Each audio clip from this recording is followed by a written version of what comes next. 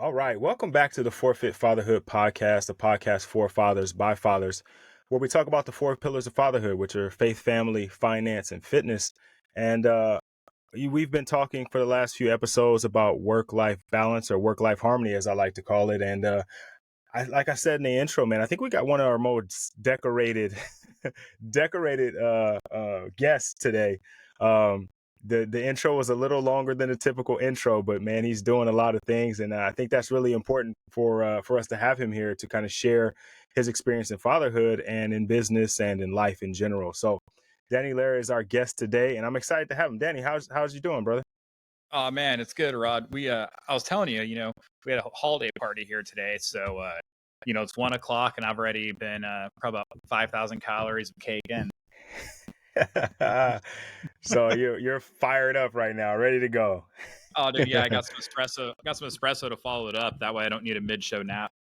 Nice. I appreciate that. For sure.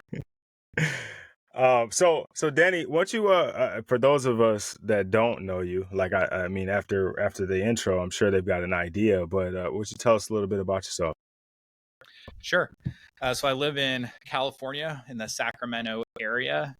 I went to school to be a PE teacher because I liked coaching wrestling and I didn't know what job I could just bounce out at 2:30 to go to practice. So I always liked teaching, have a passion for fitness, that type of thing. So I started teaching PE. While I was teaching PE, I met up the guy who had just started a gym and needed some help. And so I got on board with him there. And so I was part owner, half owner in the gym, or part owner in the gym and teaching, and that was going great. And then Caffeine and Kilos started to a company. We sell coffee and apparel in the fitness space. It was kind of by accident. We were just going to host a big competition and for basically an excuse to get the best weightlifters in the country to come out and lift. And kind of through that, a lot of things, people got excited about it and people really wanted some stuff from us, apparel. And we decided to make our coffee because we're calling it the Caffeine and Kilos Invitational. And so that's kind of how it just started. People started buying stuff online, placing orders, and it just really shot off. So then a year later, I quit teaching. That same year, we had our first child. And so I had a newborn daughter and a brand new business. And so that's why it was definitely time to quit teaching, even though I loved it. And I definitely miss it sometimes. Yeah, and there we go. Now it's been 10 years. That was back in 2013. So the gym's been open since 2008, Caffeine and Kilos since 2013. We have a second daughter now. So I have a 8-year-old and I have a 10-year-old and a 6-year-old. And we're just rolling through. Nice. Yeah, Caffeine and Kilos is huge. Well, I'm in the fitness space as well. So for me, right, like I've been privy to the company for quite some time. So that is an Awesome. interesting way to start. Like I didn't know that, right? I didn't know that's how it got going, but I mean, it happened for all the right reasons. Yeah, it's been great. It really has. And through that, talk about opportunities they are afforded or they can, they can take advantage of. I'm just from the gym. That's kind of, and then I started competing in Olympic style weightlifting, and eventually joined up on the team, California Strength, which is one of the more popular teams in the country. We were always top of the nation. So then from competing on that team, there's some different people I met. Someone reached out to me, basically with that idea of an event. They said, "Hey man, let's host a meet and get the best lifters in the country out." And I said, "Yeah, sounds good." And so, it's just, that's the ones, if you look back, right, at the time, you're just taking these things and doing things as they come about. But then in hindsight, you look back and, you never know what decision or what phone call is going to be, a big turning point in everything you have going on. Right. At that point, I had no idea that I was going to quit teaching. I didn't plan on doing that. I actually, it was half in jest, but on my computer at school, I had a countdown timer. It was countdown to my retirement. It was 40 years old. Oh, wow. And it wasn't a joke. It wasn't like I didn't like my job and I was looking forward to trying to get out of there. I actually loved every day of it. It was just, I just kind of thought it was funny. And so I put it up there and said, "Yeah, man, I was planning on it. I'm going to be doing this for the next 40 years. Might as well have it up there." Yeah. And then it ended up being just another year after that. Wow. Well, that's awesome. I don't know that I don't know that a lot of guys could say that about their business, right? Like it just kind of just took off like that. A lot of guys go through. I'm sure there were some struggles, right? It's not like you Yeah, just absolutely. snapped your fingers and business was booming, but to have that kind of meteoric rise, I guess people would say is really cool. How does that change life for you though, right? Because I worked in a school setting before at a high school. I was a equipment manager and coach, and so I was Mhm. at school, in that same routine. I imagine life is quite a bit different, once you put that down. So what changed for you? I mean, really, it's freedom of schedule, right? Like the truth is, I actually spend more time with my kids and with my family now than I ever could have if I was still teaching, right? In terms of, it's let me back up a minute. People ask about the differences or things like that. One thing is the day to day of teaching high school PE was for sure better than my like a standard day to day now, right? Like that's a good gig, man. Like if you're gonna work for someone else, that's the way to go for sure. Um, but the overall experience of what I'm doing now is absolutely unparalleled, right? Just from the freedom of time, so our warehouse is up here by Sacramento. I actually live about 45 minutes away. So I come up here to the warehouse Tuesday, Wednesday, Thursday. That's kind of everybody, all hands on deck those days. We get all our meetings done. We kind of do our biggest promotions during that time. And then Friday through Monday, work from home or from the gym, right? Because I still own the gym as well. And so, even just that, being able to uh, drop the kids off school if I need to, or pick them up if I need to.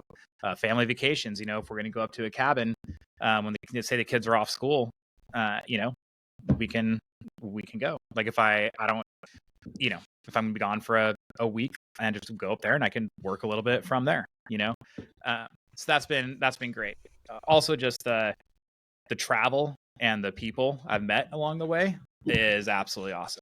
Right, like same thing, it's funny. My 10-year-old sometimes, she'll give me a hard time about it because we're talking about volleyball specifically. There's a volleyball club in the town I live in that's a really high level club, right? They're sending kids off D1 every single year. And the gym, we just got the strength conditioning contract to do their training for the club. And so I took the girls down there during their practice one time to kind of show them what's up. Like, hey, look, this is, look, here's this big facility. There's 6 courts in here. Look at all these teams playing. Oh, look, there's a strength conditioning going on over there. My business partner, buddy, he's there, like running, just kind of like show them what's going on, Hmm. um, Hmm. and just kind of get them in that environment a little bit.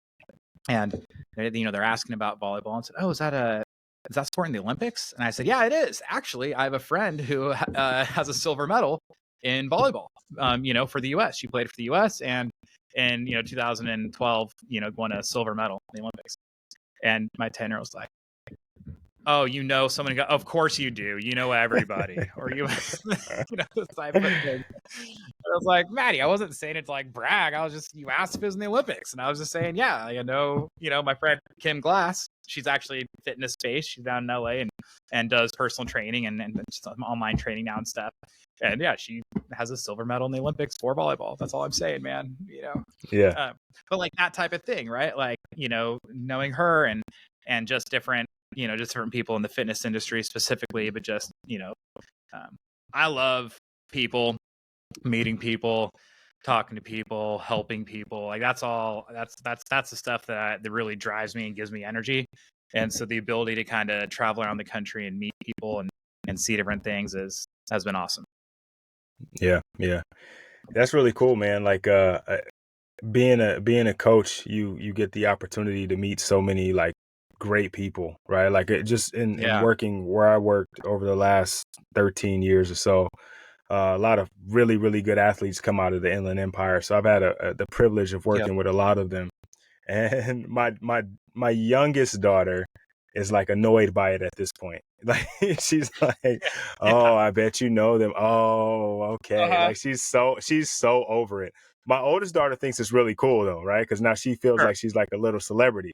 But my Hmm. my 9 year old's like, uh, like we. My Yeah. oldest daughter had a tournament this past weekend, and I'm sitting in the stands just doing the dad thing, and my youngest is with me, and a couple of older softball girls come over and they're like, "Oh, Coach Rod," and she's like, It's I like, you know. know It's everybody. Yeah, dude, I'm telling you, that's my 10-year-old. That's same kind of age, same thing. Yeah, it's even sometimes, there'll be a whatever football game on TV. And she's like, Yeah. "Do you know one of these guys?" And I'm like, "Actually, yes, I do." Right.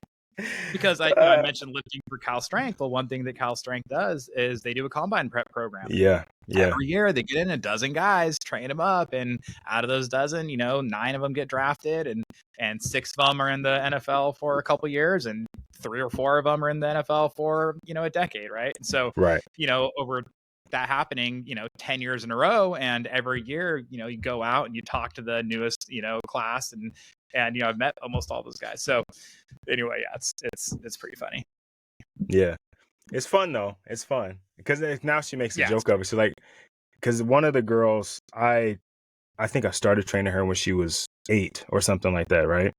And she's 21 now, and my daughter's like, "You're yeah. so old." Oh, Come dude. on, you're so old. You were I training her when she was my age. Man, we're living parallel lives. I got at the gym.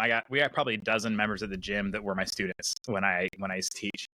And Uh-huh. so it's funny. They come in, they're signing up, and I'm like, "And how old?" And dude, it's like, "Oh, 32." I'm like, "There's no way you're 32 because when you're a freshman in high school, I've known you since Right, you were 13, and I was an adult when you were, Anyway, right, yeah, yeah. it's pretty All right, so you mentioned the time freedom, but what I hear from a lot of entrepreneurs is that like, sure. can you kind of mentioned it too? It's like when you're working for someone, working in a school setting, depending on if you got zero period or whatever, you're pretty much there from like 8 to 3:30 or so, right? Yep. And then you got the That's pretty summer much off, just and you got exactly.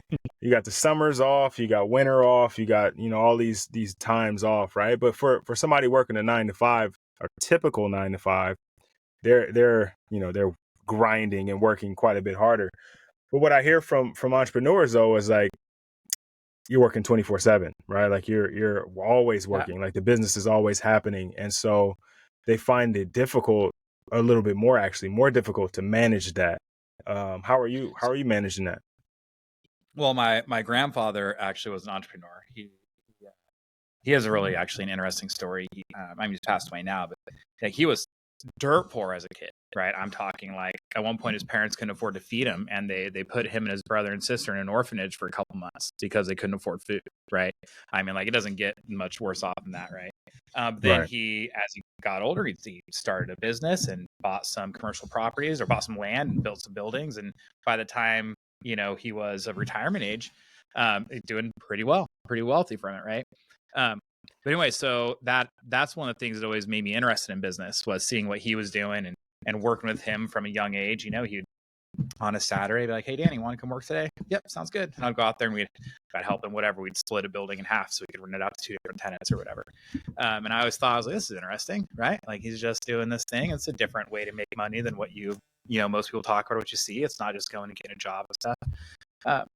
And so one of the things he said though that I always remember, I think I was 10 years old or something. He said, "Yeah, man," he's when you work for yourself, you only have to work half days. And not only that, you can pick whatever 12-hour shift you want. And that's what I thought. That's it, right? Like it's So one thing when I first started, when Caffeine and Kilos took off, so I have the gym, Caffeine and Kilos, it took off, I think in our first calendar year, we did $1 million. Nice. And I was still teaching, right? And so I was like, well, there's a lot going on here. And one of my original business partners, I remember at one point he started breaking out this rash and his bones hurt and stuff, and he had shingles, and it's caused from stress. And I Oh remember wow. just giving him a hard time, like, "Charlie, what 6-year-old guy gets shingles, man? Like, get it together, right?" Just kind of like giving him a hard time.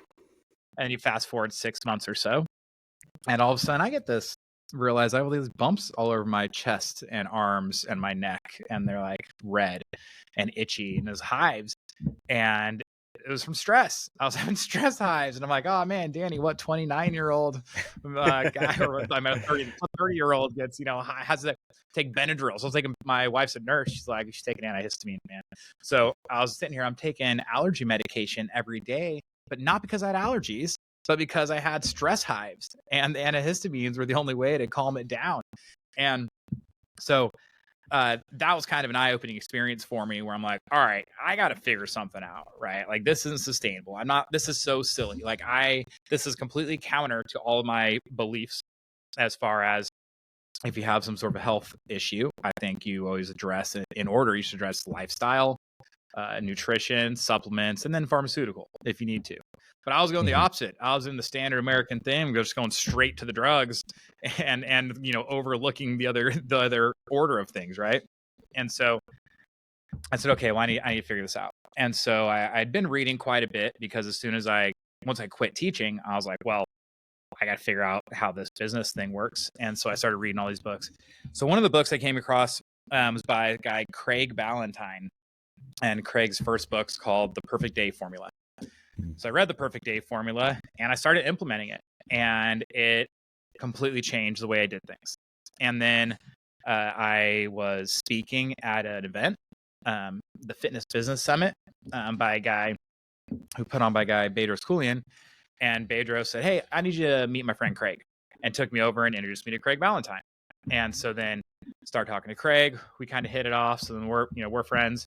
And then I told him, I was like, oh, I'd actually read your book before, and, whatever, 3 months later, I realized, well, I just need to hire Craig as a coach, because these are the things he's really good at, right? Like, all the business stuff, but he's really zones in on, the lifestyle of entrepreneur and business owners, and how to structure your days, and the discipline, or the discipline and structure within your days are what actually allows the freedom in your lives, and also allows you to be more successful, right? And have less stress, and not have to take allergy medication or stress highs when you're 30 years old.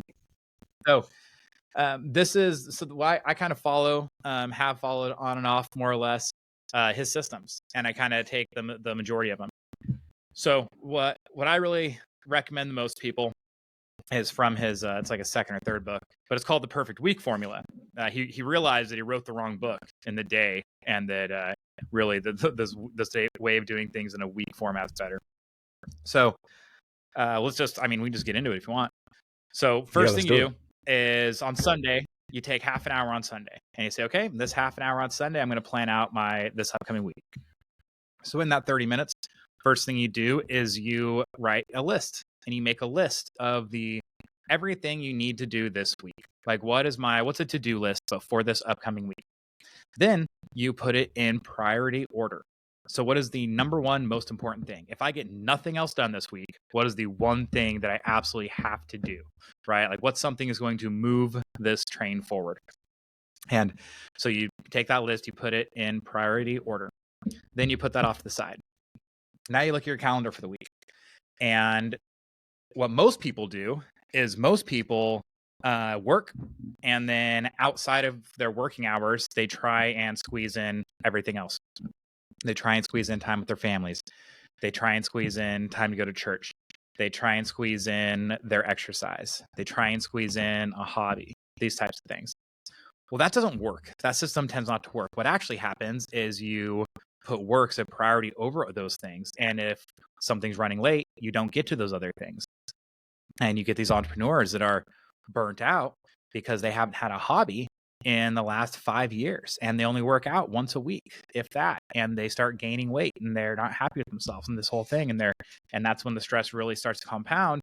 And then how can you perform at your best? How can you be a high performer if you're stressed out and taking Benadryl for your hives, right? And skipping your kids' soccer games and feeling guilty about it.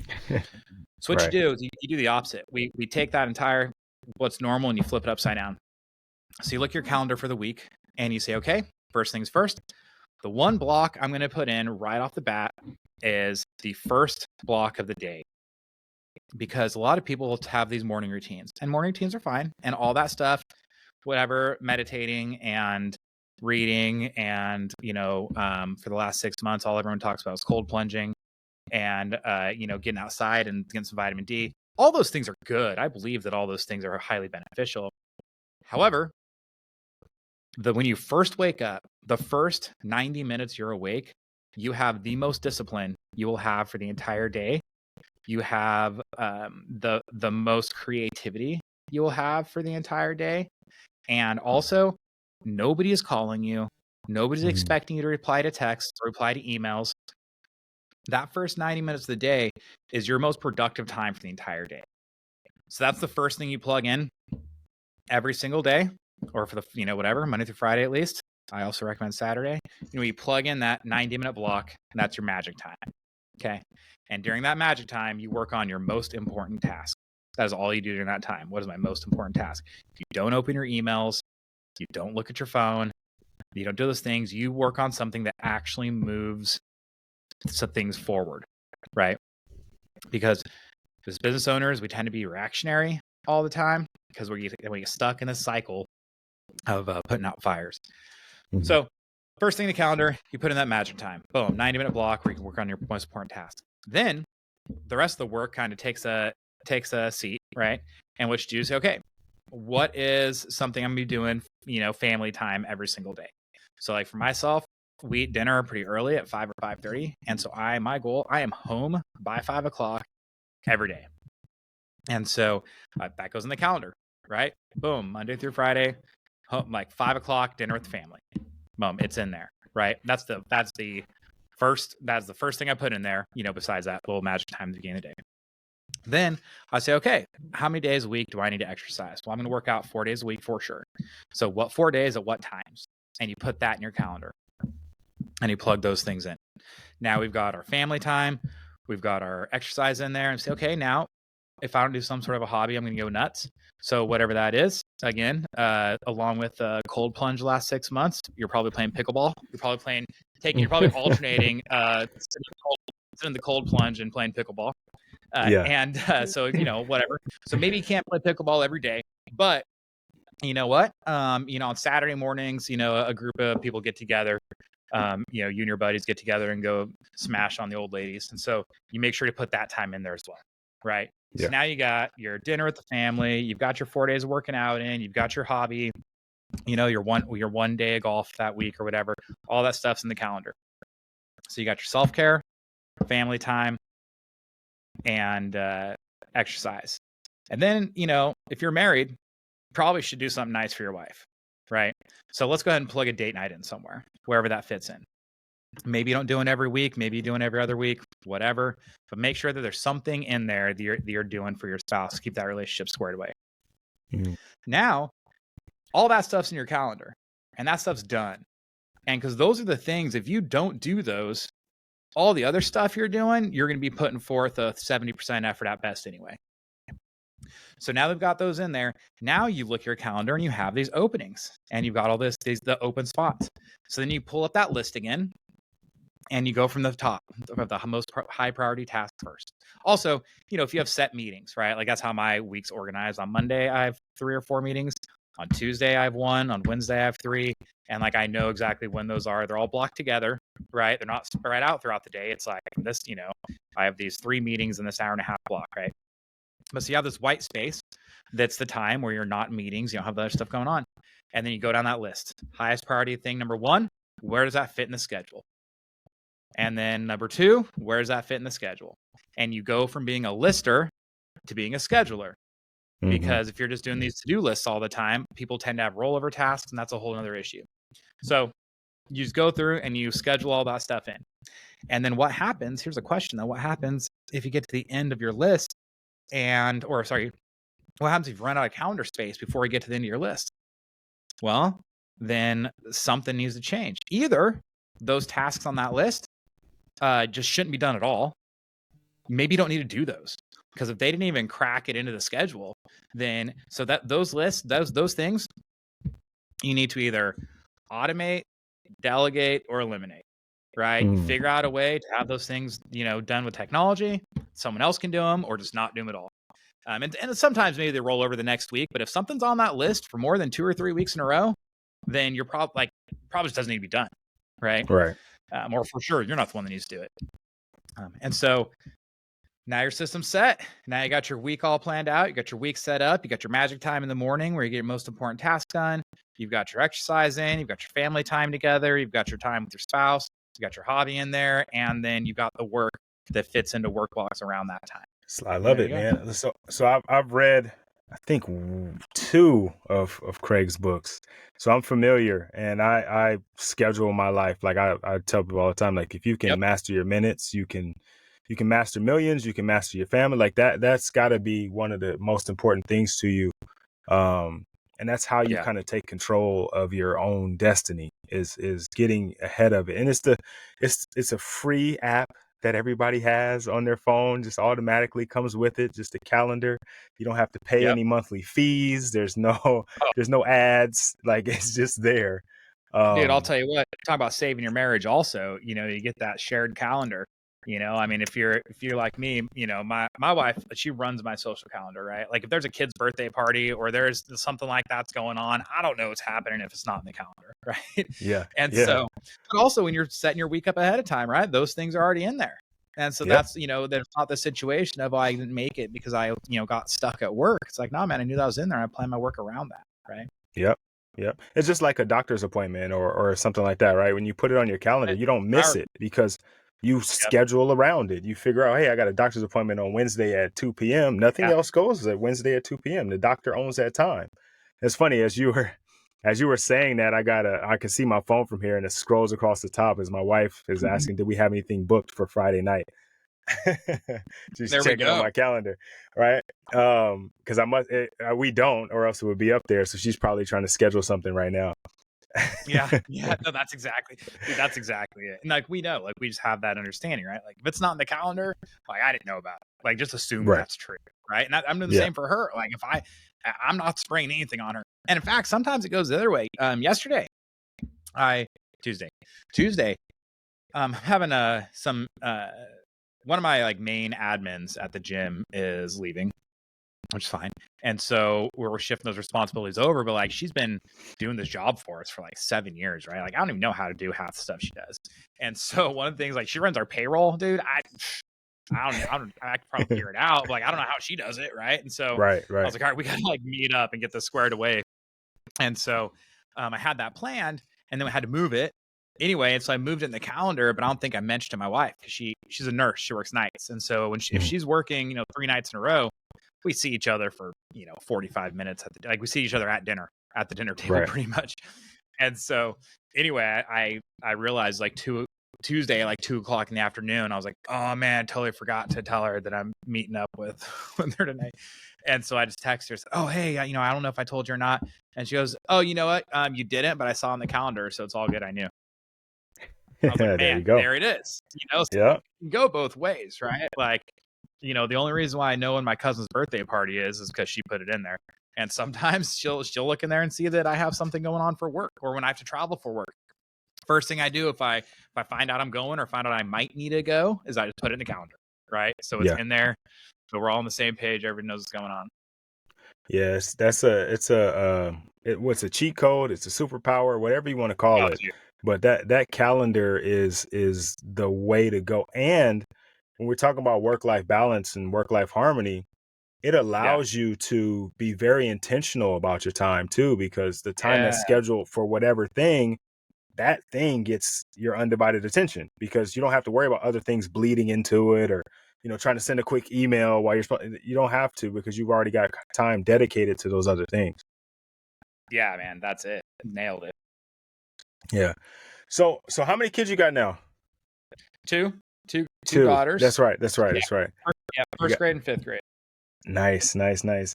Um, are they playing any sports or anything? Yep. So they're both in gymnastics. They've been in Okay. gymnastics since they were 18 months old. Well, actually, it's not true. My oldest didn't start. She was 20 months when I went in there because I thought they had to be two. And I was, hey, how old do they have to be to start? It's 18 months. I said, oh man, you think we can ever catch up? We're 2 months behind. And so I just think that's so good for him. You can't ask for a better base of as Yeah. far as just like proprioception, strength, all that type of stuff.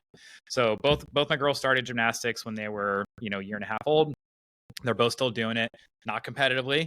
They both, once a week they go in for an hour and that's it. And so they've been doing that, their whole lives. So that's fantastic. And then they play soccer. It's kind of rec league soccer also. And then my oldest, her kind of thing she's really been into lately is indoor rock climbing. So there's this really Nice. nice climbing gym in town, and she, they had a summer camp one time, and she went to it, and she loved it. And so now she, they do kind of like these 8-week camps or 8-week cycles. And so anyway, she's been doing that quite a bit lately. So that's been a lot of fun. We're a big believer in kind of expose them to everything and see what they like. It's my oldest. She played some t-ball, and then did 1 year of like the coach pitch, and then after that she's kind of like, I don't really want to play. Okay, no worries, no big deal, right? We can try something else.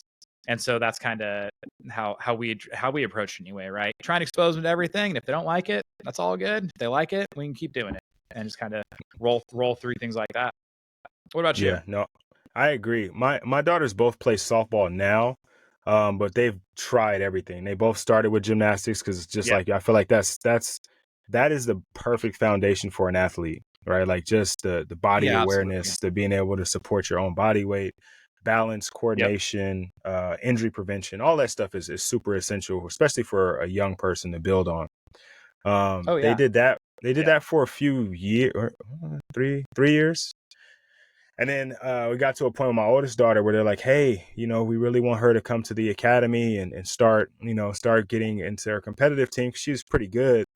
And but then they told us the schedule, and they were like 4 nights a week. She'll be here from 4 p.m. to about 8:30 or 9.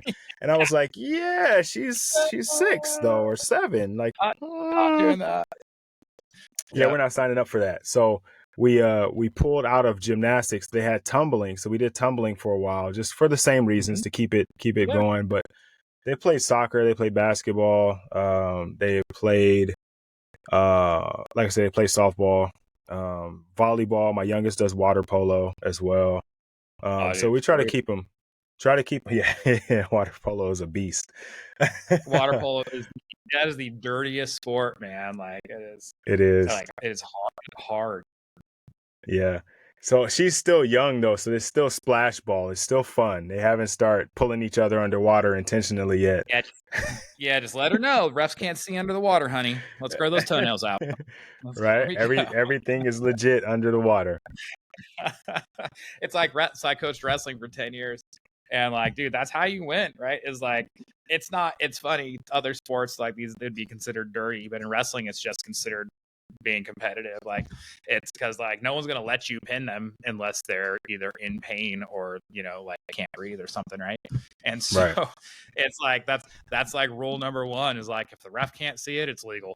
That's just like across the board. Like it's not dirty in wrestling. That's how the game is. That's how the sport's played. That's most sports, right? Like people don't like to talk about it, but most championships are won in that gray area where it's just like it's right on the border of like, oh, you're cheating. Look, man, I mean, take soccer, right? For example, even like there's a ball, right? It's a 50-50 ball. You and another guy are running for this ball. If you're leaning into him a little bit more, if you're more aggressive, if you're bumping him, rubbing his racing, right? Like, exactly. Have an advantage. And how much is too much? When the ref calls it is when it's too much. So like, how much can you lean into this guy before the whistle's blown? And that's not dirty. That's how the game's played. If it's not called, then what's the problem? But you're right, man. That's so funny. It's totally true though. It's like a lot of things are won kind of in that gray area, in that space there.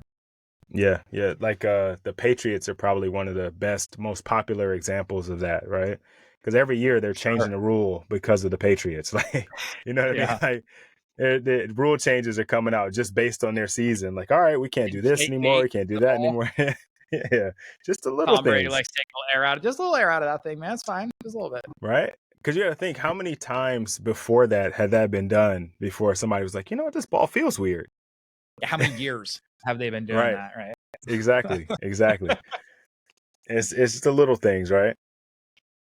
So I do want to ask you, we talked about your schedule and having everything scheduled, and I asked about the kids playing sports because I hear from guys too, is like, I'm managing my schedule, right? I got my work and, the things that I like to do, but then now these kids are adding in, like for me, for example, today, after we finish this, I pick up my girls from school. They have guitar and vocal lessons. And then they're going to the gym with me to work out. And then they got a fielding lesson to go to after that. then they come home and eat, and then hopefully along the way we're doing homework and Right. um Right. right. So does any of that additional stuff, or because I know you kind of mentioned with your wife, and that's the really cool thing, because I have the same privilege of having this shared schedule, but then the kids' schedules get thrown on, and especially Sure. now the way schools are, they just throw random stuff at you. It's just like Oh random man. wacky. Yeah, it's just so. How do you do that kind of stuff as well? Well, so yeah, I mean that's one of the things too. I definitely, anybody that's a single parent, I don't know how they do it at all, right? Like it's definitely comes down to being a shared task, shared responsibilities with me and my wife, And I mean, she, like I said, she works as well. She's a nurse, so she works nights, but it's only a couple nights a week. But still, it's like you gotta sleep before your shift, you gotta sleep after your shift, and so there's still kind of throws a wrench in the schedule for sure. But yeah, I mean, that's really what it's all about, though, for us, just communication, right? Like, we got to keep our lines of communication clear. We got to make sure we know what's going on. We got to make sure, you know, who's taking who to practice, what time is pickup, what day, all that type of stuff. And it definitely makes it more challenging. But I'd say it's that calendar and the communication with the spouse that really makes it possible, right? Yeah. Also, something else, man, is you can't be afraid to ask other parents for help, like other people on the team. And that's something we just started doing recently in the past few years. Before that, it's like, we'll figure it out, this whole thing, and sometimes be a mess. But partially because my wife works nights, partially because I travel sometimes for work. Sometimes it's just not, you got two kids, they're both in soccer and their practices end at the same time. Like, who are you getting first? Like, Right. Yeah. probably the younger one, but still, like, that's not ideal. And that's the thing too. Now they're older, they're not in car seats anymore. They could get a ride home from another kid, another parent. And what we Right. found is, I don't mind doing it for other people. Like, if I'm picking my daughter up, if one of her friends, if they need a ride home, I'll take them. It's not a big deal, right? Like, Yeah. we live in a town, it's not that big. No one really lives more than a couple miles away, And so this last year or last couple of years, been doing a little bit more of that, just as far as, my wife's like, hey, she's getting off work, she needs to be sleeping, instead of picking up the kid from school or something. And so instead of waking up, half an hour before and scrambling and getting down there and whatever, it's like, just ask one of the kids, one of her friends' parents, hey, would you mind picking up Nora on this day and bringing her home? And then she just has to wake up before the kid gets home, right? Gives her another half hour, 40 minutes. That makes a huge difference when you're up all Right. night. Right. Yeah. And Yeah. that's something too that I hindsight, that I would have done differently starting, a couple years before, and my oldest was, probably in first grade or so, 6 years old. It's like, okay, at that point, they're old enough, they understand, they're gonna be fine, and it's one of their friends from school, one of the parents that well, and then that you trust. And so I think that's it, right? Like, don't be afraid to ask other people for help. I think that's a big part of it. A lot of times we don't want to do. It's easy to just kind of like try and shoulder the burden yourself. Oh, I can do it. I'll figure it out. But just because you can figure it out doesn't mean that's the best way to do it. Yeah. Yeah. You got to delegate, right? But I Delegate. like that. Yeah. So we got calendar, we got communication, and we got community, right? So using the 3 C's. Yeah. Yeah.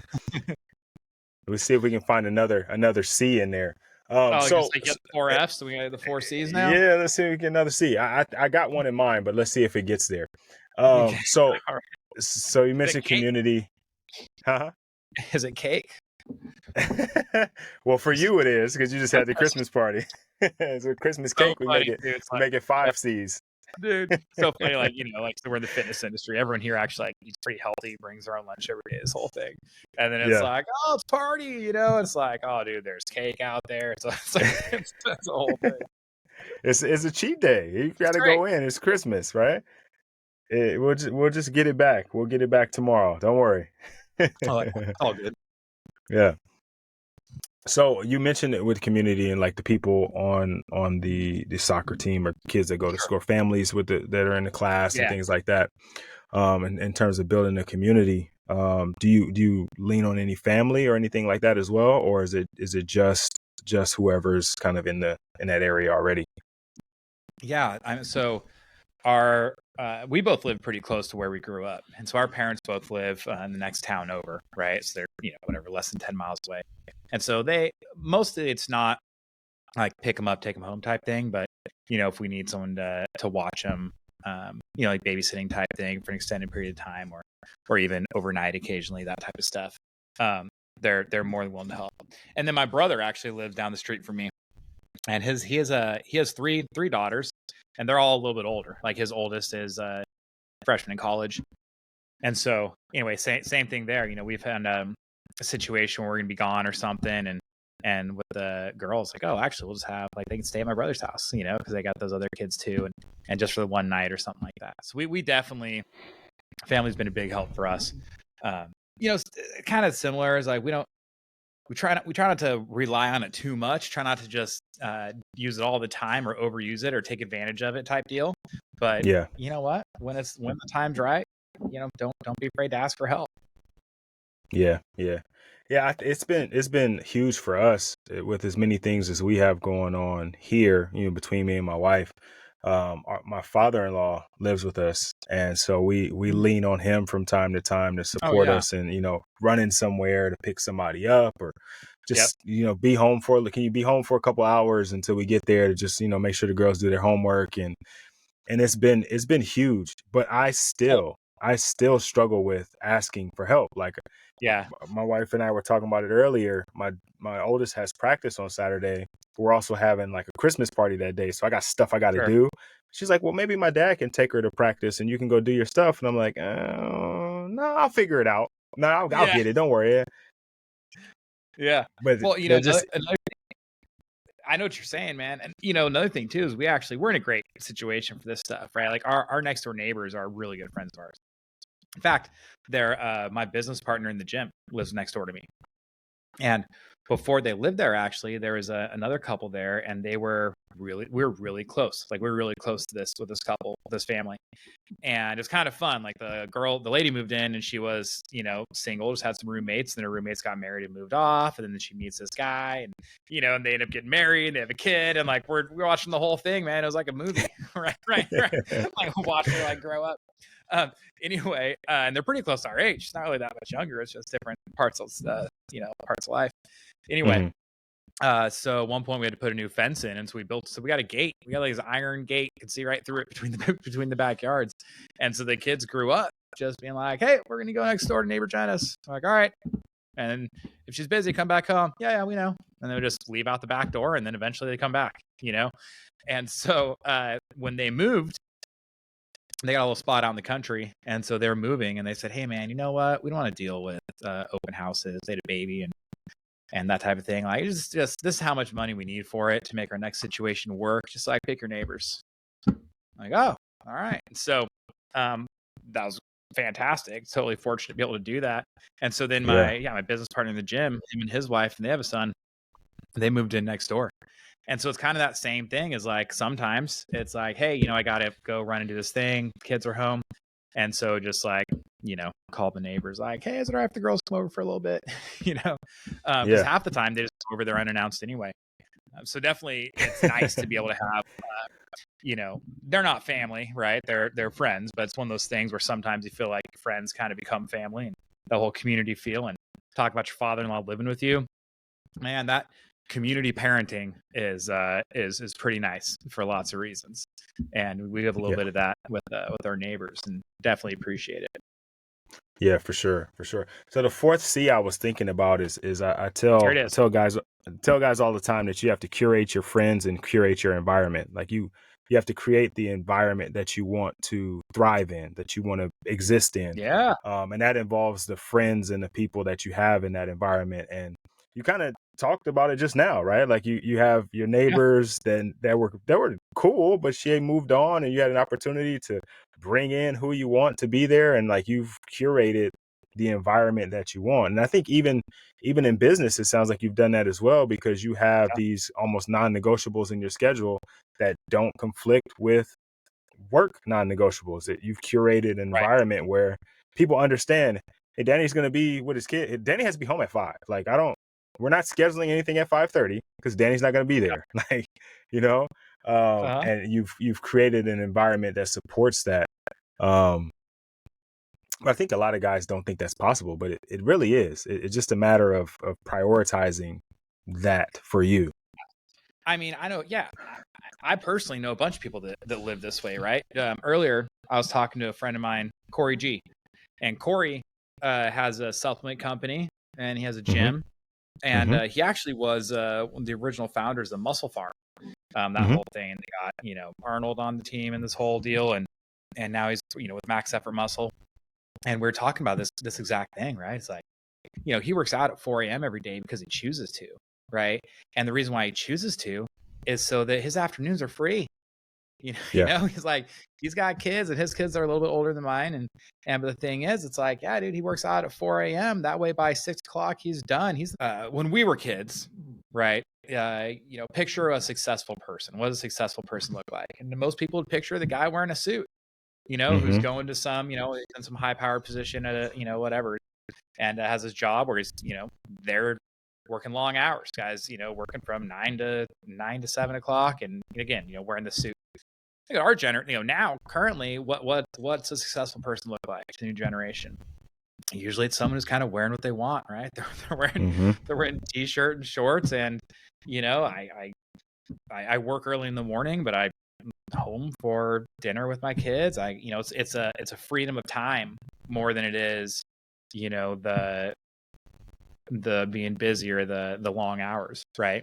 And so it's Yeah. like structuring your life in a way to where you can do the things you want to do, and still are getting the important things done. Yeah. Yeah. Yeah. I think too, that idea was so implanted in our heads of the, the suit, right? Because when I graduated from college, I got a job wearing a suit for the first year. I was in marketing. So I was working at a marketing firm, putting in like the minimum 50 hours a week. So, we got Right. deadlines. It's probably like a 70-hour week, right? You go in when it's dark, you go home when it's dark. Um, Yeah. Made good money, but couldn't spend any of it because I was always at work. Like you know what I mean? Like Yeah.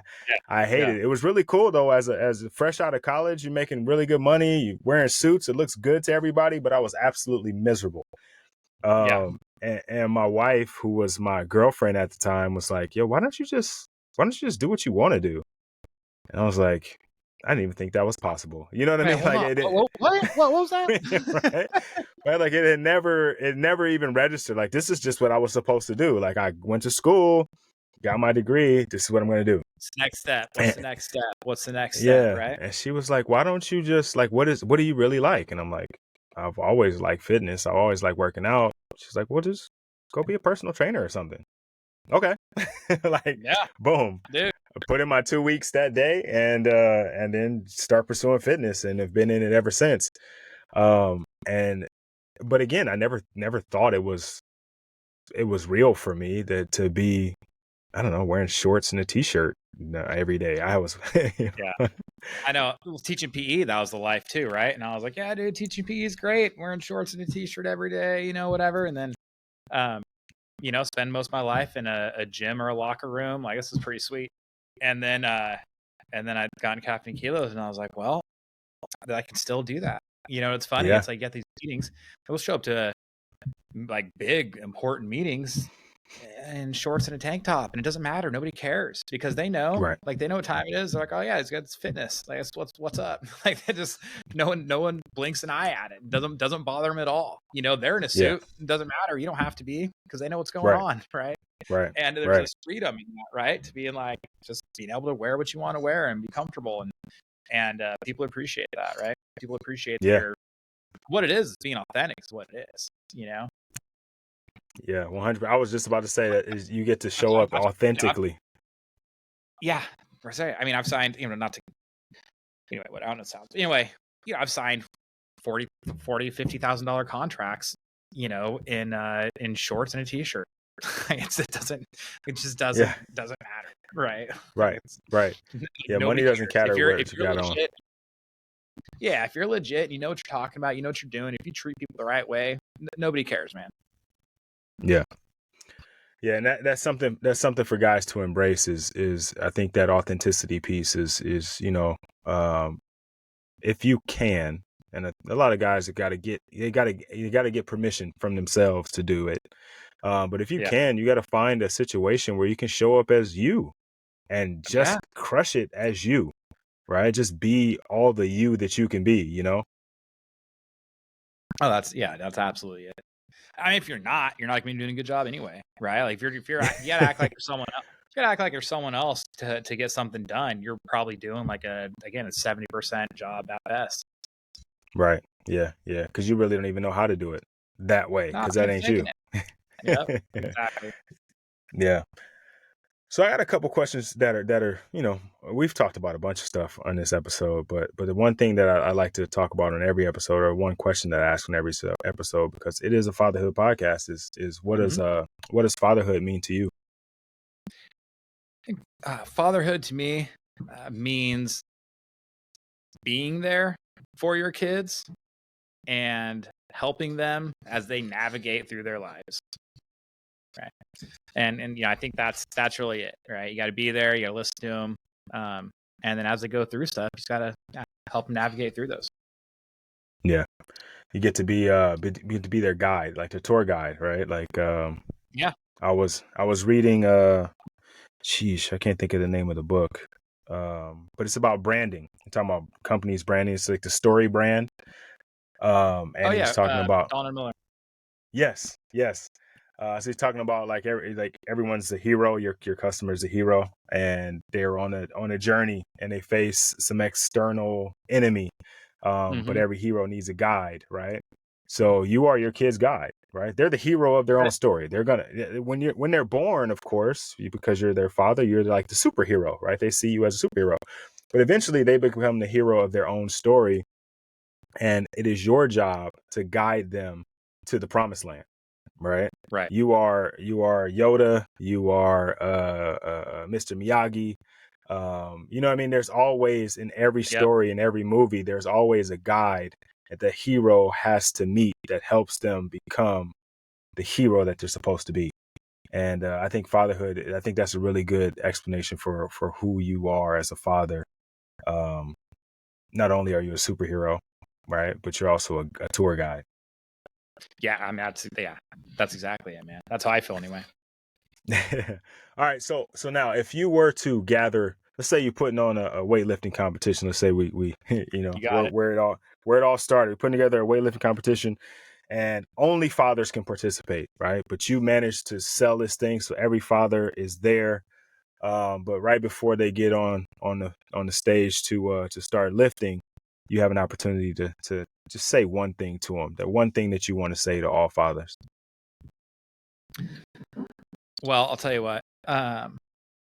When we had our first child, she was like 1 year old, and we're at the park, and I pushed her in the swing, and this old guy walks by. And when I say old guy, I don't mean like, like when you're like 10, you think someone's 30s old. I'm talking like this guy was like in his mid 80s, right? Oh, And okay. he's walking by and kind of limping along, and he comes over, and you know how it's like, dude. No one loves a baby like an old man, right? Everyone Yeah. thinks the ladies love babies. That's true, but you get an old man around a baby. That guy is all anyway.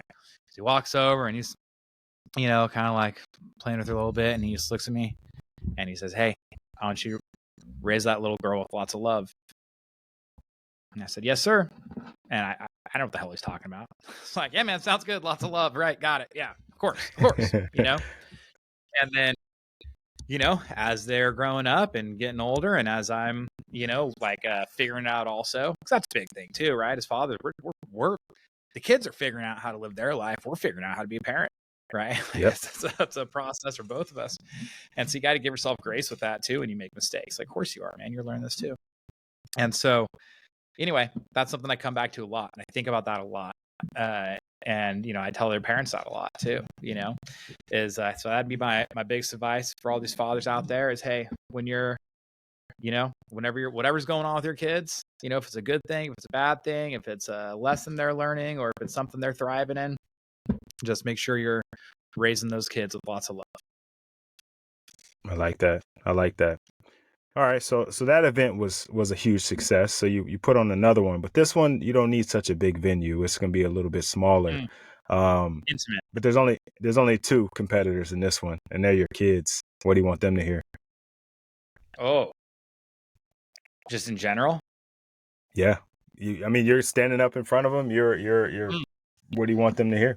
Well, I think I'll tell them that that you can be as good as you want to be at whatever you want to, whatever and then that's it, right? Is if you really want to do something, you can be better than you could ever imagine you could be if you just pursue that goal, stick to that thing, work for that thing, right? If there's a better way to sum up growth mindset compared to fixed mindset, like that's basically it, right? You just got to believe that if you work towards something, you will get better at it. And whatever the results are today does not define you. The results today are a data point, and all they are is reflecting where you are today. That does not define who you are or what you can be. It's just where you are today. So you should never be discouraged at the score you get today, because that is just a data point. And that's, if you care and you work harder, you will get a better score in the future. And that's true for grades in school. That's true for athletic prowess. That's true for business. That's true for your position in a job if you're working for somebody else. So don't get caught up in what the score is today. Focus on what you can do to improve it. Well, that right there is super important. The whole concept of growth mindset and working and work ethic and desire and pursuing a passion or a goal. I don't think that there is a better, well, maybe, but I can't think of one right now. There's a better message that you would tell your kids, What you do because that, matters. yeah, right. Like that's the thing, right? It's like it actually your effort matters. Yep. And that translates to everything you do. You should care. Your effort matters, and you should care. Don't cut corners. Yeah. You're walking, you get out of the car, you're walking to the supermarket, you look down, you see a piece of paper, you see a piece of trash on the ground. It's so easy just to keep walking. But you saw it, it's there. There's a garbage can right in front of that door. Pick it up, man. Pick it up, throw it away on your way in. You open your car door to get in, and same situation, something falls out of your door onto the ground. It's just a little thing. It's just a gum wrapper. It's not that big of a deal. But it is. You saw it. It happened. If you just drive away and leave that there, what message are you sending yourself? You're sending to yourself that message that you don't care, that you know there's things that you should do, and you choose not to do them. And is that the type of person you want to be? Right? So you should care. You care about these things. You care about everything matters. Yeah, 100%. 100%. How you do anything, it's how you do everything. Then there's a dichotomy, right? Everything matters at the same time, nothing matters. Right. Like your effort, right? Like nothing matters as far as like the results. Your effort's what matters, right? That's when you're allowed to get into it. Yeah. I guess if you're to narrow it down, that's what it lands on, right? Is your effort matters. Yep. Maybe nothing outside that does, because you can't control the outcome. All you can control is your inputs and your effort, right? Yep. So you can't get caught. Be committed to the process and separate from the results. That's it. All right, Danny. Look, man, I really appreciate you taking the time to, because I know you're busy, right? Like we're all busy. We're dads, right? And we're talking about work-life balance and work-life harmony, So I appreciate it, brother. Yeah, dude. I had a great time. Thanks for having me on, man. I just of course. Anytime, I'd be happy to just put you in that schedule. Absolutely, I appreciate that. But make sure you do it on a Sunday. Don't do it midweek. It's too late. Yeah, for sure. No late ads. I don't want to be the late ad. Oh, that's it. If guys are wanting to reach out to you, if they have questions, or if you're just trying to find out what's going on with Danny, Caffeine and Kilos, and all the other great things you got going on, what's the best way for them to do that? Instagram. I'm most active on Instagram. That's at Danny _Lehr, Lehr. So I spell my last name. So Danny _Lehr on Instagram. Or if you go to DannyLehr.com, then you can kind of find all that stuff on there as well. So make sure you check it out, man. I know you got to go, but I'm in the middle of writing a book, Rod. So we gotta get this thing out there for people somehow. Absolutely, absolutely. I would love to promote it, to put it out. What's the name of the book? I know I saw Winter it next. in your bio, but Oh yeah, give us yeah. the Winter name. next hour. That sounds like it's killer already. That's it. Yeah, it is. That's the book. Just win the next hour, Well, and then you put your name at the bottom, and just that's it. that, Because yeah, look, if you could just focus on that, it's like who is it? Ed Milet talks about just one more, right? If you just win this next hour, like imagine how much more productive you could be, how much more beneficial you could be to the world. Like I'm excited about the book already. yeah. No, Like, that's good. You can write it for me, man. It's great. I'm fired up right now. I'm about to go win the next hour right now. Oh, dude, hell yeah, you. All right, brother. Have a great day, and I'll be looking forward to talking to you soon. Oh man, it's great talking to you, Rod. Have a good day. All right. I'm excited for you guys to hear this conversation, and I'll see you on the other side.